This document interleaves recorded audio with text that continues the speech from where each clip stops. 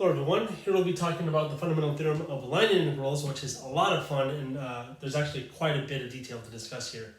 I'm going to try to talk about things in not too much technical details, but in any event, let's just move on with the main theorem we want to focus on, which is the fundamental theorem of line integrals.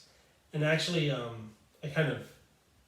regret saying that already, because one of the biggest points of this section isn't actually this theorem, is something that this theorem implies, and we'll see it later on in the video. So let's just read. So it says, let C be a smooth curve given by the vector function r of t, where t is in between a and b. Okay, so far that makes sense based on our discussion from previous videos. And now let f be a differentiable function of two or three variables whose gradient vector del f, which we saw, I think 2 videos ago, is continuous on C. Then the following is true. The line integral along C of the gradient of f dr is just f of r of b minus f of r of a. And notice a and b here, or r of a and r of b actually, are really just the endpoints of this curve. So C is some curve, either in 2 dimensions or 3 dimensions, depending on the scenario, where this is given by the point r of a and this is given by the point r of b. Now I say point, but really r of a and r of b are vectors that point to this from the origin if they're in standard position, if you think of that. Now remember, C is completely dependent on r of t. So r of any value in between a and b give you points on C, okay?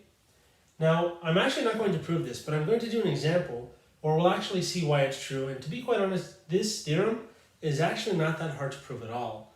Really, it kind of has to do with the fundamental theorem of calculus at some point. But in reality, what we're kind of doing is just kind of taking advantage of these definitions that we've developed basically in the last video and the video before that in regards to gradients. But let's just take a look here. So I want to evaluate the line integral along C of the gradient of f dot dr, where f of x comma y, so it's a 2 variable problem in this case, is equal to x squared plus 2y, and r of t is given by this vector, t plus 1 and t squared plus t, where t is in between negative 1 and 2. So now, using this theorem, it's almost too easy. Because notice, r of negative 1 would just be what? Well, when you plug in negative 1 for t, you get 0 for the first component. And negative 1 squared is positive 1 minus 1 is 0 also. So it's 0, 0 for the first component. And then when you plug in 2, which is this endpoint, you get 3 for the first component. And for the second component, we get 2 squared plus 2, that's 6. And now, plugging these x and y values into f and then subtracting gives us the following. So the f value this corresponds to, we'll just write f if that's okay, is going to be 0 squared plus 2 times 0, so that's just 0. Here, the f value we're going to get is x is 3 here and y is 6, so that's going to be 3 squared plus 2 times 6, so that's 9 plus 12, which is 21. So this is going to be this one minus this one, right? The last one minus the first one, according to this. So it's 21 minus 0, the answer should be 21. Using the theorem, it wasn't too hard to establish that. But I want to show it just kind of using the definitions we developed in the previous videos, just to remind us what's actually going on. Now, first off, what is the gradient of f? Well, the gradient vector of f is a vector whose components are just the partial derivatives. So the x component is the x partial derivative, or partial derivative with respect to x, which is just 2x. And y component is partial derivative with respect to y, which is just 2 in that case. Okay? Now, if we dot that with dr, well, remember that dr really is when we're, so let me just kind of try to describe it like this. The integral along C of a function dr is equal to the integral between these bounds of t of this function of r of t times r prime of t, or I guess dot r prime of t dt. Okay, so now the gradient evaluated at r of t, well, let's see. This is the gradient, so when we replace x and y each with this, notice the y component doesn't actually involve y, so it's kind of independent in some sense, so it's just going to be 2. Here, when x is equal to t plus 1, This is 2 times t plus 1, which if you distribute, you get this actually. So this is really the gradient of f of r of t, so that's this guy here. And we're going to take the dot product with the derivative of r of t. And notice the derivative of r of t, r prime of t, is just going to be 1 plus 2t, or 1 and 2t plus 1. There we go. So now if you dot those, you get the integral from -1 to 2 of, let's see, it's going to be this dotted with this, so that's 2t plus 2 times 1, which is just 2t plus 2, plus 2t plus 1 times 2, because again it's dot product, which is going to be 4t plus 2, dt. Now notice this integrand really is just 6t plus 4. Okay, so far so good. Right, so now what? Well, now the antiderivative of that is going to be, well, let's see, that's going to be a 3t squared plus 4t. And if you evaluate that between these limits, you should get 21. I kind of ran out of space here. Just to show that, I'm going to erase for some space, and then we'll actually show that now. Right, so I've erased a lot of the mess we had there just for this part. So now when you plug in t here, or 2 here for t, you get t squared, so 2 squared is going to be 4, and that's going to be 8. So that's going to be 3 times 4, so it's 12, plus 8, so that's 20. Minus, when you plug in -1, you get, let's see, it's going to be 3, because -1 squared is just +1, minus 4. So this is really -1, and that's good because double -1 is +1, so we indeed get the answer we expect it to get. And this will hopefully tell us how useful this theorem is because it makes it a lot quicker. This example doing it this way though doesn't really show us really why the theorem is true. But if you were to do it in general, let's say for the 2 variable case, it is actually pretty, it's not too bad. Essentially what you have to do is you have to take the gradient of a general function in 2 variables, let's say. So that'd be the partial derivative with respect to x, comma, partial with respect to y. Then you take the dot product of the vector whose components are x of t and y of t, and then you'll actually see that, I'm sorry, it's not x of t, y of t, it's the vector whose components are the derivative of x of t and y of t. And then you'll actually see that you're just taking antiderivatives and you just end up getting a scenario where you can use the original fundamental theorem of calculus from calculus 1. So I know I said a lot there, but I just don't want to prove it. It'll take a little too much time, but it's not too bad. It's just a little involved. That's all. All right. So with that being said, I'm now going to talk about something a little different, and I want to focus on something that will turn into the main topic of this section, which has to do with an idea we spoke of 2 videos ago, which is the idea of a vector field being conservative. If you don't remember what that means, I'll recall that in a moment, well, in the next screen now, and then we'll go from there. Alright, so now I want to recall what conservative means. So recall that a vector field f is conservative if there is a function f, lowercase f, such that the vector field f is the gradient of that lowercase function f. Now this actually is useful for evaluating the integral along c of the vector field f dot dr. Now of course, the reason why it's useful is because, as we saw from the previous example, doing it the old-fashioned way took a lot longer than just using the fundamental theorem. And the fundamental theorem can actually only be applied to a gradient of a function, not a vector field. But if we can write the vector field as the gradient of some function, in other words, if the vector field is conservative, then these integrals are actually pretty simple to do. But the only problem though is that notice that kind of what I touched on earlier, that for any curve C, if we were to take the integral over a vector, not a vector field, but over a gradient of a function, this is only really dependent on the endpoints. So in fact, it is true that for any path between these 2 endpoints, r of A and r of B, let's say, any path you take in between, whether it's this path, let's call it C1, or this path, let's say, let's call it C2, as long as it's in the domain D of the vector field.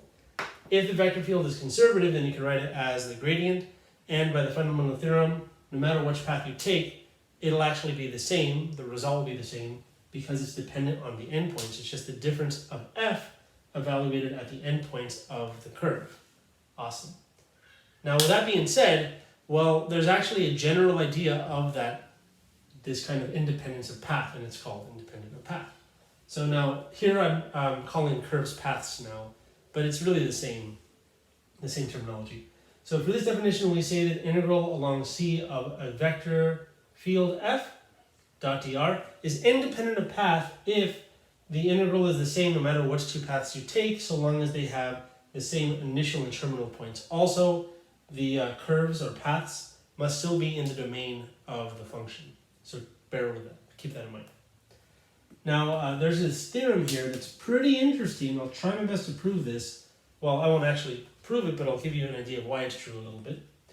So here we say the integral along C of f dot dr, this should be a dot, here we go, is independent of path in D if and only if the integral is actually equal to 0 for every closed path in C. Now what does closed path mean?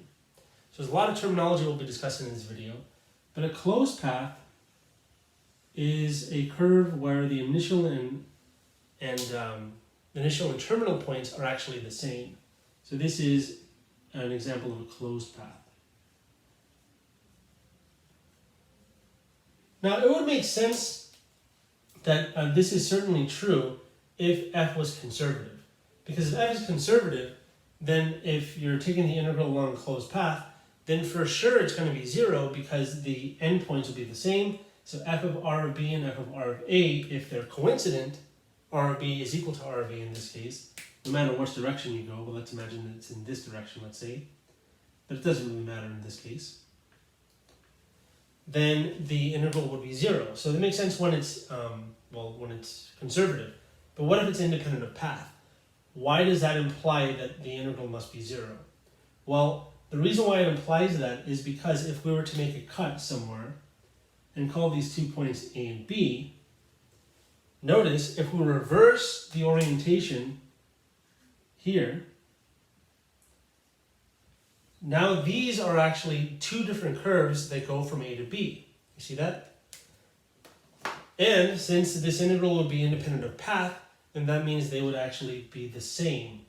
And since we're reversing it, it would be negative of that. So it's almost like here this is C1 and this is C2, and we're splitting this closed curve C into C1 and C2, and reversing the orientation of C2, then we can say that this integral is just the integral over C1 or along C1 plus the integral along negative C2. But recall that the integral along negative C2 of a vector field dotted dr is actually equal to negative that. Now from the previous video we discussed that this isn't always necessarily true. I mean it's definitely true when it comes to integrating over a variable, but integrating over an arc length it's not the case. But recall that if we're integrating a vector field dot a vector function, or d vector function, so dr in this case, then it actually is true, because remember that you can always write this as something like p dx plus q dy or something like that, in which case it's actually 2 different integrals that are over a single variable. So in fact this orientation actually negates, well the change in orientation that is, negates the value of the integral. So with that being said, since this is independent of path, the integral over C2 is the same as the integral of C1, because it's independent of path. So when you're adding those, you're really just subtracting because the orientation is swapped. So that's one explanation of why it's true for one direction. The other way around is a little harder to show. So now, I'm not going to do an example right away, but what I am going to do is expand on more terminology, kind of like we saw here for closed paths. There's a lot more to discuss, and then we'll actually be able to come up with a really nice conclusion, I guess you can say, that will allow us to verify if and when a vector field is conservative. It won't actually tell us how to find, well, it will kind of tell us how to find the actual function whose gradient is equal to that vector field. But more importantly, it'll just be a quick test to see whether it's conservative or not. Before we get there though, we have to discuss quite a bit of terminology. So let's discuss that right now, and then we'll move on finally to some examples after that. All right, so here I say domain D is open when it does not contain any of its boundary points. So think of something like the open interval 0 to 3 doesn't contain 0 or 3, or -1, 5 closed that does contain -1, so that's not open, and a 2, 8 both closed, that's also not open. So this is an example over an interval in one dimension basically. But here domain D is usually thought to be two-dimensional. So it's something to think about as far as what that would mean. But if you imagine D is some set like this, some region, it doesn't contain any points along the edge, essentially, is what's going on there. Kind of like how here, the length is 0 to 3, this interval doesn't contain 0 or 3. So it doesn't contain any point on the edge. That's kind of how you think of that. Okay? Now it's also connected when any 2 points in D can be joined with a path that lies in D. So if you pick any point here or here, it may not be the case that you can line them up with a straight path or join them with a straight path. But as long as you connect them, you can connect them or join them with any path that lies in D, then we say that the D is connected. That's true for all points in D, okay? Now, some example of a non-connected set would be, well, if you have it kind of cut like this, let's say, so it's split into 2, then clearly 1 point here and 1 point here, you can connect it with one path, because in that case, if you do, you'd have to go outside of the region itself. So if it's kind of 2 disjoint regions, or if you have kind of this weird scenario where you have a piece of it contained inside of another piece of it, something like this. I mean, these are all possible regions, of course, but they're just not, well, connected in this case. So here we have this intersection part, which is kind of a similar scenario here, where you can pick a point in the inner part, a point in the outer part, but to join them with a path, you'd have to, well, you'd have to basically go outside of the region. So these are examples of non-connected regions or non-connected sets. Okay, so we have a pretty important theorem here now. And it says, suppose that F is a vector field that is continuous on an open connected region D, so that's why we needed to describe these first. If F is independent of path, then it is conservative. Now that's pretty cool, I think, because notice that any conservative function or conservative vector field would have to be independent of path, kind of like we saw, because due to the fundamental theorem of line integrals, well, the integral of a gradient function is just dependent on the endpoints. So that means that the vector field that is the gradient function itself, or the gradient of the function itself, the gradient vector, whatever you want to call it, is actually independent of path as well. So if a function is conservative, then automatically it's independent of path. But the other way around is only true if F is continuous, the vector field that is continuous on an open connected region. So that's a pretty important theorem, I think. So I explained the motivation, but I didn't really prove it. I'm not going to prove that. This next theorem, I'll kind of try to prove a little bit. So it basically says that if you have a vector field whose components are P and Q, and only I'm considering a 2-variable scenario here, but I think you can say something similar for 3 variables, but I'm only going to talk about 2 variables in this case. And it's conservative, where P and Q have partial derivatives on a domain D. Then throughout D, so for any point in the region D, this is true. The partial of P with respect to Y is equal to the partial of Q with respect to X. Now, I'll explain a little bit as far as why this is true. So first off, we need it to be conservative. Why do we need it to be conservative? Well, if it is conservative, then that means you can write it as a gradient of some function. So if it's conservative, then you can say that F is equal to the gradient of F, and you can call that, let's say, the partial of its X value. Okay, so it's partial F, partial X, partial F, partial Y. Like that. And notice this would have to be P and Q actually.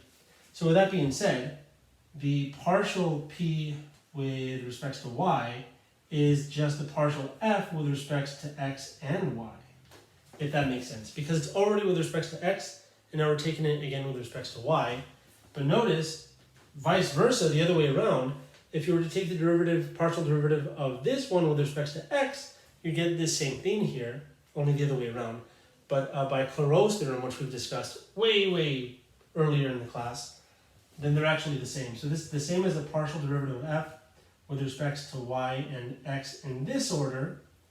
That's by Clause's theorem. Let me make that partial look a little better. And this one is actually equal to the partial q with respect to x. Awesome. So let me actually lower that because it cut off a little bit on the camera there. There we go. You can see that now. All right. So it's pretty interesting. So now we can say that this fact here is true if it's conservative. But now, what if this fact is true for P and Q of some vector field? Does that imply that the vector field is conservative? Well, kind of. We'll actually take a look at that, but in order to discuss that, we actually need more terminology as it turns out. So let's take a look at some more of that right now. Okay, so here I say a simple curve is a curve that does not intersect itself anywhere between 10 points. And here are some examples of scenarios where you have a curve that is either simple or non-simple, and let's see if we can classify that. So here, this curve is simple. Does not intersect itself. Here, this is non-simple. Not simple. Here, this is actually simple, but notice it's also closed. So this is a closed simple set, or a closed simple curve. And this set is actually closed, or this curve is closed because it completes itself, like its initial and end points intersect somewhere. They're the same. But it intersects itself as well. So even though it's closed, it's not simple. We saw what a closed curve was earlier. Closed but not simple. Just wanted to kind of throw that out there with some examples, because that's kind of nice to see. Now we say a simply connected region in the plane is a connected region D where every simple closed curve in D encloses only points that are in D. So really I'll show you some examples, but mainly it's best to see examples of sets that are not simply connected. So what we're kind of used to seeing, just a set that looks like this with no holes in it, it's one closed set, it's connected, for example. Then this is an example of a simply connected set. So this is simply connected. Examples of non-simply connected sets, let me kind of border this off a bit, would be ones where you have holes, something like this. So here, everything in this region, or everything I'm shading, is in the region. Here, everything I'm shading is in the region. Notice I'm not shading these holes. So this is an example of a non-simply connected set, which should make sense because you can, well, create a curve, closed curve, simple closed curve, like this, and that contains points that are not in the region itself. So that's why it's not simply connected. So here, this is not simply connected. Oops. There we go.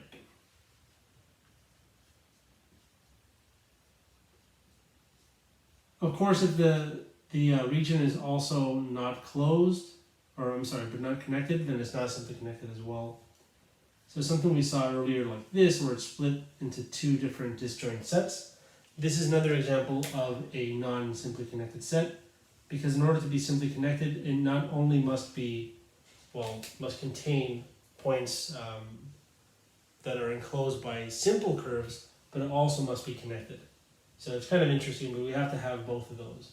So just kind of what you'd imagine, just a one solid piece with no holes, basically.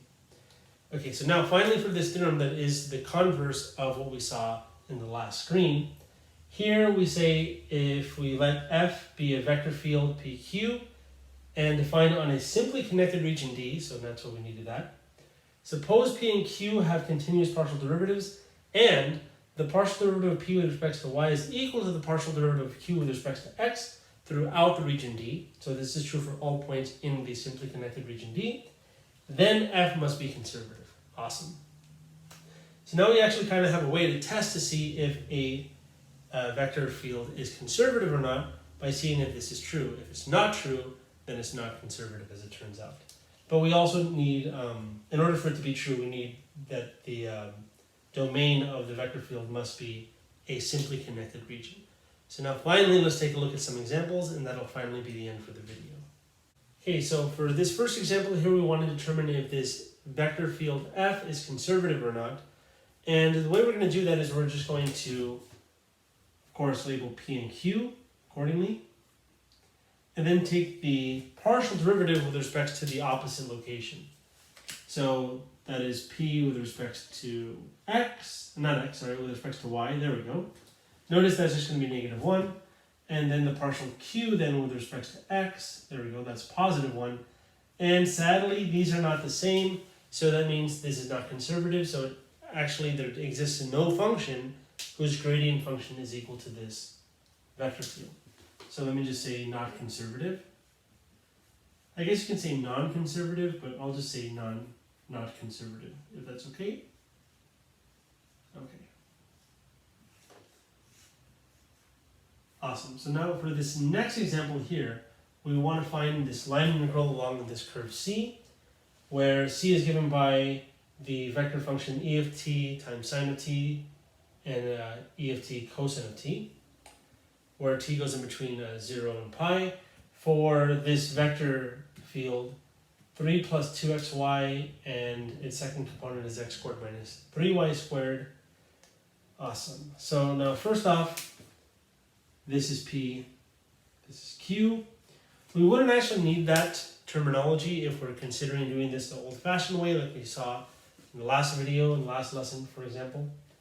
But in doing that, it's going to be a little hard because notice dr entails the derivative of r, which, well, you'll need product rule for each of them, then you have to take the dot product of this with that, evaluating each of these x and y's. It becomes a mess, it becomes a huge mess. So instead, we're hoping for, because we could do it that way, it's a lot. So instead what we're hoping for is that this is actually conservative. So then we can just take the gradient of that function and use the fundamental theorem finally.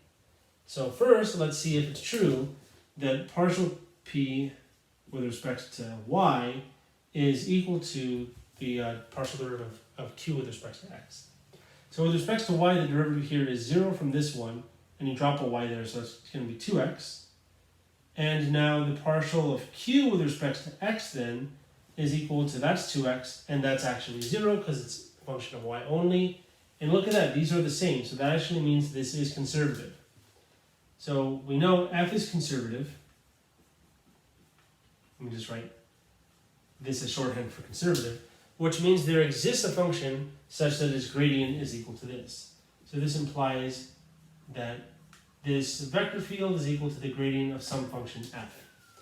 Now remember that the gradient f is the partial with respect to x, comma partial with respect to y as a vector. So we actually know what these p and q's are, so all we really need to do is take the antiderivative of those. Now this is how we find, so this is how we verify if it is conservative kind of quickly. And now what I'm about to do will actually be how we find the function such that its gradient is equal to that vector field. So this is our p and this is our q. So now I'm going to set it up for p, and for p we want, so let's just kind of, let me erase this to show you. So for p we want it to be the partial derivative of some function with respect to x. So we're going to say the partial of f with respect to x is equal to 3 plus 2xy. Good. So now the antiderivative with respect to x is going to be 3x for this guy. And antiderivative of this with respect to x is just x squared. Why? Because derivative of x squared is 2x. Y is a constant, so that's fine. But remember that when you take antiderivative, general antiderivative, most general antiderivative, you need plus a constant. But there's a little more to it than just saying plus a constant, because technically any function in y only is a constant in the eyes of x. So in reality, I have to say plus some constant or some function g of y, which possibly contains a function as a term in that in itself. So this is actually okay now. But now with that being said, if this is our f, so this is our supposed f of xy, then that means we can take the partial derivative of this with respect to y now, and hopefully get q. So now the derivative of this with respect to y, that goes to 0. That goes to just x squared, and then plus g of y. But notice this must be equal to q, which is x squared minus 3y squared. Because this is q of xy. Awesome. Now what that tells us is that g of y must be equal to negative 3y squared. So now we know what f looks like. So now f of xy, let me just make sure everything's okay. Oh, you know what? I'm sorry, I made a slight mistake here. So derivative of this with respect to y is this plus g prime of y. Aha, there we go. So that means g prime of y is equal to negative 3y squared. Oh. But that's okay because the antiderivative of g of y, or g prime of y is just g of y. Antiderivative of this is going to be negative y cubed, because notice derivative of y cubed is 3y squared, but it's negative. And then plus some constant. I don't want to use c because we have this curve, so I'll use k. Perfect. So now from this, there we go. Now we can say that f is equal to 3x plus x squared y plus g of y, which is negative y cubed plus some constant k. Whew, nice. That wasn't too bad, I guess. Now we can check that the partial derivative indeed will give you p and q. With respect to x, gives you 3 and 2xy, good. That goes to 0 because it's constant with respect to x. With respect to y, that goes to 0, that goes to x squared, that goes to negative 3y squared indeed, and k of course goes to 0. Awesome. So we now have finally found the function whose gradient function, or whose gradient vector is the vector field itself. So with that being said, now we can apply the fundamental theorem finally. So I'm going to erase for some space and let's see how that looks. Okay, so I've erased just a little bit here, lifted our previous answer up here. Now, actually, believe it or not, this k constant term, we don't really need, because when you plug in the endpoints of our limits, it actually won't make a difference, but you'll kind of see it doesn't really matter. So I'll just leave it like that, actually. So here's what we found out. The line integral of f dr, which is what we want to find, dot dr, there we go, is actually equal to the integral along C of the gradient of f dot dr, because we found out that f is conservative and we know what f, lowercase f, is for its gradient vector to be equal to that vector field. Perfect. And by the fundamental theorem, this is equal to the integral between the limits 0 and pi of, well, I'm sorry. It's not equal to the integral, but it's just equal to the function evaluated between those limits. So really, it is f of r of pi, there we go, minus f of r of 0. So now all we need to do is find out what these are. So what is r of pi and what is r of 0? Let's do that off to the side here. So r of pi is just going to be e to the pi sine of pi. Sine of pi is 0, so that's going to be 0 for the first term. E to the pi times cosine of pi. Cosine of pi is negative 1, so it's negative e to the pi. Okay? R of 0, well, e to the 0 is 1. This is sine of 0 is 0, so that's going to be 0 for the first term here. And when you plug in 0 here, you get e to the 0 times cosine of 0. Cosine of 0 is positive 1. So e to the 0 is 1 times 1 is just 1 for the second component there. So now this is really f of 0 comma negative e to the pi minus f of 0 comma 1. So all we need to do now is plug these in, subtract, and we're good to go, because now we know what f looks like.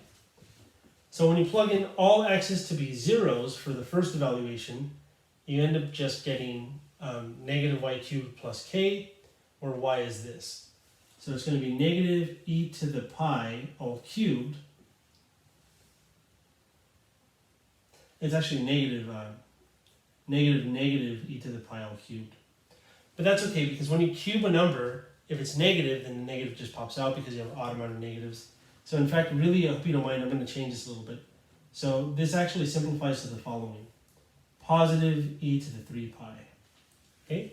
That's for the first evaluation. And I guess it's plus k technically, because k is a constant, doesn't depend on x and y. Minus f of 0 comma 1, that's replacing all x's with zeros and all y's with 1s. So you'll get negative 1 cubed, which is just negative 1 itself, plus k. And here's why the constant k didn't matter.